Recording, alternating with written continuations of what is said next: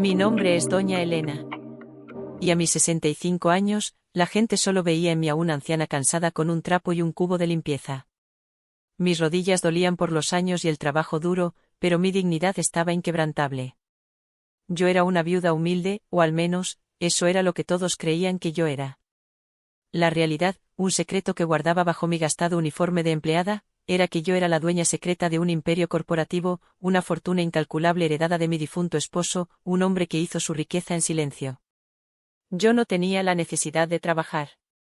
El dinero de mi esposo me hubiera permitido vivir en el lujo más absoluto hasta el final de mis días. Pero antes de transferir mi inmensa fortuna a mi único pariente, mi ambicioso nieto, el joven CEO Ricardo Valdés, yo tenía que realizar un último, y crucial, test de humildad. Yo estaba profundamente preocupada.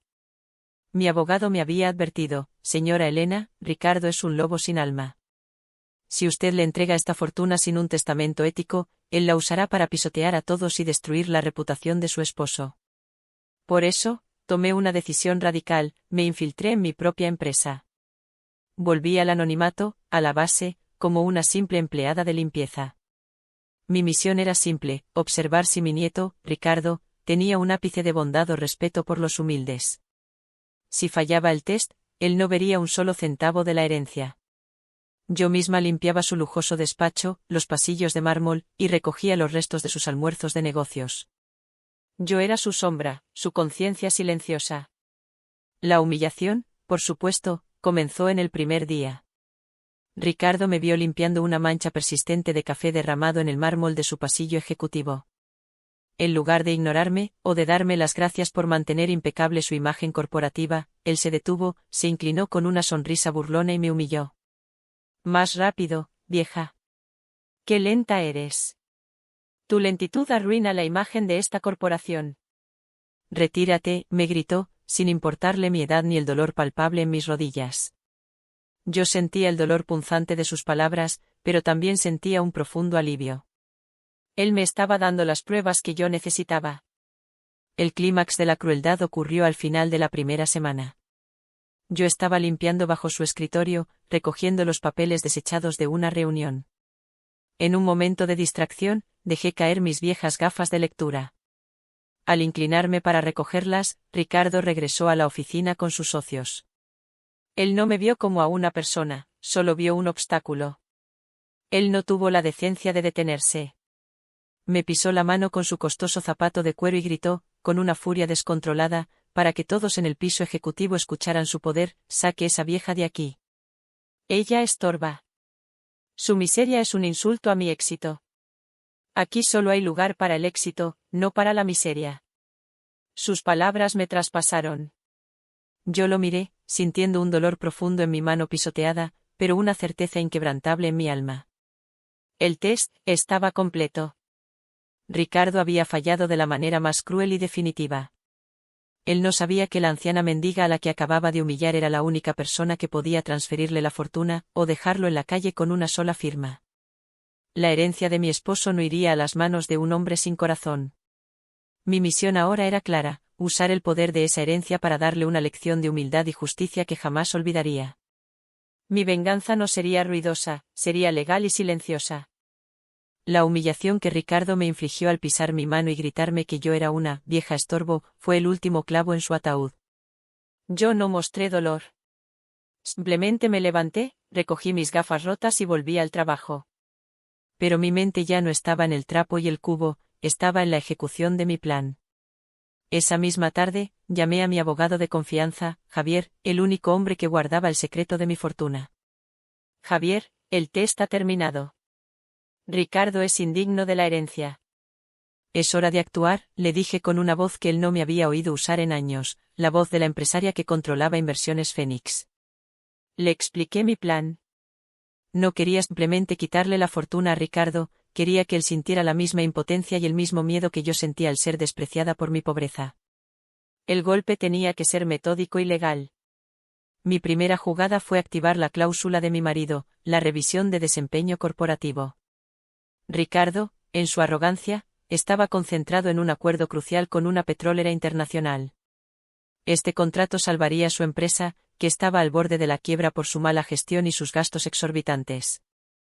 Yo sabía que él necesitaba una aprobación de riesgo urgente, y que solo mi antigua firma, que había heredado mi esposo, podía darle esa luz verde.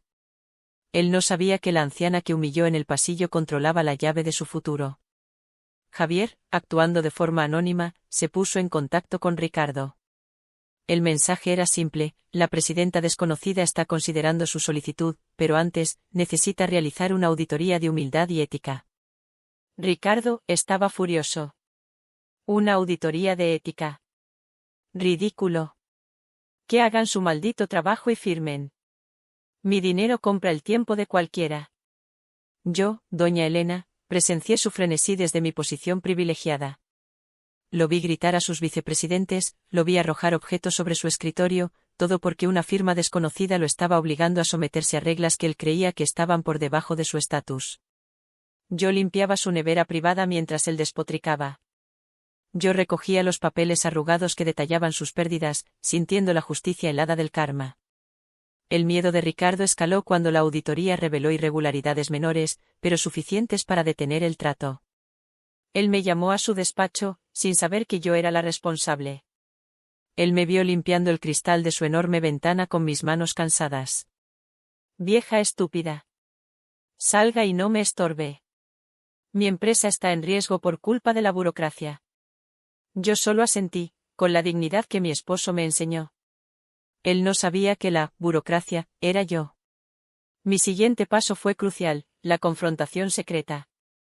Yo hice que Javier organizara una reunión urgente con Ricardo, no como la dueña de la corporación, sino como una inversora anónima con interés en salvar el trato. Mi objetivo era acercarme, verlo caer y asegurarme de que el impacto de mi venganza fuera total, metódico y legal. Mi venganza no sería ruidosa, sería el silencio de la ley que él tanto despreciaba. El reloj marcaba la hora exacta que yo había fijado, las 3 de la tarde. Yo estaba sentada en la cabecera de la mesa de conferencias, en la oficina que Javier me había alquilado para mi disfraz de presidenta desconocida. Había cambiado mi gastado uniforme de limpieza por un traje de corte sobrio, pero impecable. Mi cabello estaba recogido con severidad y mi rostro, aunque marcado por los años y el dolor, proyectaba una calma y una autoridad que Ricardo nunca había visto. Él entró, arrogante como siempre. Su traje de diseñador no podía ocultar la tensión de su rostro. Me miró, pero no me reconoció. ¿Usted es la presidenta? Creí que sería un hombre. Bien, da igual. Vayamos al grano. No tengo su tiempo. Dígame su precio por esa patente. Rápido. Su voz era cortante, impaciente, exactamente como el día en que me pisó la mano. Yo sonreí, una sonrisa que no llegó a mis ojos. Siéntese, señor Valdés. Mi tiempo vale tanto como el suyo, y la patente no está a la venta. Es el legado de mi esposo. Pero estoy dispuesta a un acuerdo. Ricardo se desplomó en la silla. Condiciones. Absurdo. Soy Ricardo Valdés. No acepto condiciones. Mi voz se elevó, pero se mantuvo firme. Esta corporación se basa en la ética, señor Valdés. Y la ética tiene un precio moral. Yo le doy mi patente, que salvará su contrato billonario. A cambio, usted hará una sola cosa: quiero que se disculpe públicamente con la empleada de limpieza, doña Elena, a quien usted humilló y llamó estorbo. Quiero que reconozca que su dignidad vale más que su éxito. El silencio en el despacho fue absoluto. Ricardo se levantó de un salto, el rostro rojo de ira. Usted está loca. Es una empleada de limpieza. Una anciana. No es nadie. No voy a arrodillarme ante la miseria. Mi tiempo vale más que la dignidad de esa vieja. Yo me levanté también. Mis ojos, firmes, confrontaron los suyos. Entonces, la reunión ha terminado, señor Valdés. Usted no es digno del legado de mi esposo. Pierda su contrato, pierda su empresa. Se acabó. Me dirigí a la puerta. Él entró en pánico. El miedo a la bancarrota superó su arrogancia. Espere. Espere, por favor. No se vaya. Está bien. Lo haré. Pero es solo por negocios. No por ella. Haga el acuerdo, pero no me humille. Yo regresé a la mesa. La humillación es el precio de la redención, señor Valdés. Y este es solo el primer paso. La venganza no era solo mía, era la justicia por todos los humildes que él había pisoteado. Ricardo, mi nieto, había caído en mi trampa. El miedo a la bancarrota superó su arrogancia. Él accedió a mi primera condición, esa que para él era la más humillante y absurda, pedir disculpas públicas a la empleada de limpieza, doña Elena. Él pensó que con eso compraría mi silencio y el acceso a la patente. Pero no fue así. Yo, doña Elena, no fui a la reunión.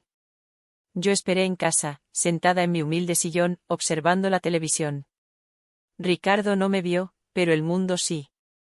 El vídeo se volvió viral en minutos. El arrogante CEO, el hombre que despreciaba a los humildes, estaba en la pantalla, con un rostro pálido, pidiendo disculpas por su crueldad. Quiero pedir disculpas públicas a doña Elena, nuestra empleada de limpieza. Fui grosero y mis acciones no reflejan los valores de nuestra corporación, dijo con voz forzada. El mundo lo vio arrodillarse, y yo sentí una satisfacción helada. Pero esa disculpa no era por mí, era por el negocio. La venganza no estaba completa. La justicia corporativa aún no había sido servida. Volví al despacho. Yo, la mujer que él humilló, me senté frente a él como la presidenta desconocida. Él me miró, pálido, y me entregó un papel. Ya cumplí. Ya hice su estúpido teatro. Ahora, firme el acuerdo de la patente. Rápido. Yo tomé el contrato. Lo miré con calma, y luego lo empujé. No, señor Valdés. La patente de mi marido será su única salvación. Pero no será un cheque. Será un contrato de 5 años. Usted transferirá el 51% de las acciones de su corporación a una fundación de caridad que yo presidiré. Si no acepta, la patente será retirada, y usted perderá todo. Ricardo estaba destrozado. Él no podía creer que la presidenta desconocida, la mujer que controlaba su destino, fuera tan radical. Usted es una ladrona. Esto es ilegal. No puede pedirme mi fortuna. Yo me levanté. Usted me quitó mi dignidad y me pisó la mano. Yo le quitaré su arrogancia. Usted firma o pierde el contrato con la petrolera. Decida. Él firmó. No por amor, sino por miedo. Yo era su nueva jefa. La anciana que él despreció era ahora la dueña de su imperio. Yo, doña Elena, me senté en la oficina de Javier y firmé los documentos finales. Con un solo trazo de mi bolígrafo, la Fundación de Caridad de la Humildad se convirtió en la accionista mayoritaria, 51%, de la corporación de Ricardo. Yo no quería su dinero, quería su obediencia y su redención. Mi esposo, que valoraba la ética más que el oro, estaría orgulloso. La inversión de papeles fue instantánea. Yo, la mujer que él había echado de su despacho por ser un estorbo, me convertí en su única salvación y, por extensión, en su única jefa. Mi primer acto como presidenta de la fundación fue enviarle un memorándum a Ricardo, con un tono frío y profesional que él no pudo ignorar. El mensaje era claro: usted trabajará a las órdenes de la fundación. Su talento financiero será usado ahora para la caridad. Su única recompensa será el final de su bancarrota y una oportunidad para obtener mi perdón. Ricardo no podía creerlo. Él, el joven y brillante CEO, estaba bajo las órdenes de una fundación de caridad dirigida por una presidenta desconocida que le exigía ética y humildad. Yo lo obligué a dedicar el 50% de su tiempo y de los recursos de la corporación a causas sociales, construir un hospital para ancianos desamparados, como yo me había sentido, y crear programas de becas para hijos de empleados de limpieza, para honrar mi disfraz. Yo lo observaba en las reuniones virtuales, a través de mi abogado, Javier. Su arrogancia se había transformado en un miedo constante. Él me trataba, a través de Javier, con un respeto exagerado, temiendo que yo retirara la patente de un momento a otro. Él se convirtió en mi marioneta, ejecutando órdenes de caridad y bondad que su corazón arrogante nunca había considerado. Yo lo forcé a visitar los asilos de ancianos, a entregar personalmente los cheques de ayuda y a estrechar las manos de las personas que él solía llamar miseria. El verdadero triunfo de la venganza no fue el dinero, fue la humillación moral. Yo lo obligué a trabajar para la gente que él había despreciado. Yo le quité su estatus de ídolo de Wall Street y lo convertí en un siervo de la fundación. La ironía era total. Yo, doña Elena, la empleada que limpiaba sus desechos, ahora le daba órdenes de cómo gastar su fortuna. Y él, desesperado por el contrato petrolero que ya estaba en marcha, no tenía más remedio que obedecer a la presidenta desconocida. Yo era su penitencia. Yo era su lección. Y mi poder sobre él era absoluto y legal. La caída de Ricardo no sería un accidente, sino una ejecución metódica, y lo más importante, completamente legal. Después de firmar la transferencia del 51% de las acciones a la Fundación de Caridad, mi nieto, el joven CEO, se convirtió oficialmente en mi empleado subordinado. Yo, doña Elena, la empleada de limpieza que él había humillado, era ahora la presidenta de la fundación y, por lo tanto, la jefa.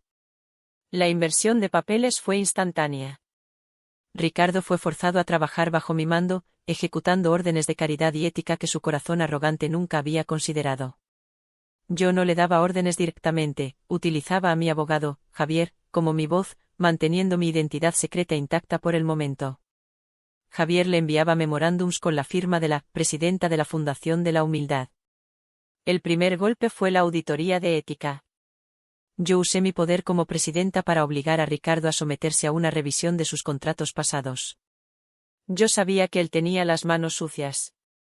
Mi venganza no era robar su dinero, era limpiar su alma y exponer su incompetencia. La auditoría, por supuesto, reveló la verdad: contratos inflados, gastos exuberantes y conflicto de intereses que estaban arruinando la corporación. Yo lo obligué a despedir a sus cómplices, a los vicepresidentes que se beneficiaban de su avaricia. Lo forcé a usar el 50% del presupuesto de marketing para donaciones a asilos de ancianos y para becas de estudio para hijos de empleados de limpieza. Él cumplía, a regañadientes, temiendo que yo revelara la verdad al mercado y lo destruyera por completo. La humillación de Ricardo se intensificó. Yo, doña Elena, la vieja, que barría sus pasillos, lo observaba desde la base. Él no sabía que la presidenta que lo estaba forzando a la ética era la misma mujer que él había pisoteado. Mi venganza no era ruidosa, era el silencio de la justicia legal que él tanto despreció, y el triunfo de la humildad que él había condenado. La humillación de Ricardo no era el fin, era solo el comienzo de su reeducación forzada. Yo, doña Elena, utilicé la vasta fortuna que él intentó proteger con tanta arrogancia para construir un hospital de caridad dedicado a ancianos abandonados y personas sin techo. Me convertí en la CEO de la caridad, usando el dinero y la infraestructura de la corporación que él un día controló con tanta crueldad. La ironía era absoluta. Ricardo, el hombre que gritó «Aquí solo hay lugar para el éxito, no para la miseria», era forzado a comparecer a todas las reuniones de planificación y construcción del hospital. Yo, a través de mi abogado, Javier, le daba órdenes detalladas que debían ser cumplidas sin falta. Señor Valdés, el ala de fisioterapia del hospital debe ser construida con el mármol más caro, el mismo que usted usó para su oficina privada. Quiero la mejor tecnología para las personas que usted despreció. Y él, con el rostro pálido y la voz controlada, respondía con una sumisión forzada: sí, presidenta. Sus deseos son órdenes. Yo no quería su riqueza, quería la prueba tangible de que la dignidad vale más que cualquier cantidad de dinero. Yo forcé a Ricardo a pasar sus fines de semana en asilos, escuchando con atención las historias de los ancianos que la sociedad había descartado. Yo lo forcé a recordar el dolor que me había infligido, la anciana que él humilló. Yo le exigí que recordara que él mismo había llamado estorbo y miseria a personas como las que ahora le estaba obligado a servir. Se estaba transformando. El miedo de perder lo poco que le quedaba lo había cambiado. Él ya no era el monstruo arrogante y sin empatía de antes. Yo lo vi entregar personalmente los cheques de ayuda, y en sus ojos vi un pequeño atisbo de humildad, una chispa de arrepentimiento. Presidenta, dijo una vez a Javier, con voz quebrada, su castigo me ha salvado de mí mismo. Yo era un lobo. Ahora, solo quiero servir al legado de doña Elena. Yo, la vieja, que no servía para nada, me convertí en la dueña del imperio de la bondad. Mi legado no es la riqueza en cuentas bancarias, sino la prueba visible de que la justicia prevalece. Yo lo forcé a ser una persona mejor. Yo usé el dinero que él amaba para curar las heridas que él mismo había causado. Mi triunfo era que, a pesar de su resistencia, Ricardo estaba aprendiendo la lección más importante de su vida: el verdadero valor no está en la fortuna, sino en la humanidad. El reloj marcaba el final de la jornada. Yo, doña Elena, no estaba allí para limpiar, estaba allí para tomar posesión de lo que me pertenecía por derecho moral. El despacho de Ricardo, ese santuario de arrogancia donde me había pisoteado la mano, ahora era mi despacho oficial como presidenta de la fundación. La renuncia forzada de mi nieto, firmada en ese mismo lugar, había provocado un colapso en la corporación que él tanto defendía. El mercado reaccionó con pánico. La noticia de la renuncia de Ricardo por motivos éticos y de gestión, la historia que Javier había plantado sutilmente en la prensa, se esparció como pólvora.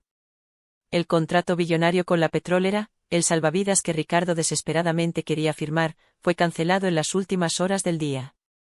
Su reputación, su único activo real, se hizo añicos. Él había perdido todo, no por un ataque legal directo, sino por la exposición de su falta de ética y su incompetencia como líder. Mi triunfo no fue venganza ciega, fue justicia ética. Yo no lo mandé a prisión, lo obligué a enfrentar las consecuencias de sus acciones a la luz pública. Yo me senté en la silla presidencial, en el mismo sillón de cuero que él solía ocupar. Y mi primer acto oficial fue ordenar que todos los contratos inflados y fraudulentos de Ricardo fueran anulados y rescindidos, ahorrando a la corporación millones que ahora serían destinados a mi fundación de caridad. La corporación, una vez un templo de la codicia, comenzó a transformarse en una institución ética y transparente. Yo, la empleada de limpieza que él había llamado estorbo, me convertí en la líder que restauró el honor de la empresa de mi difunto esposo. Yo lo obligué a ser la persona que él debería haber sido desde el principio.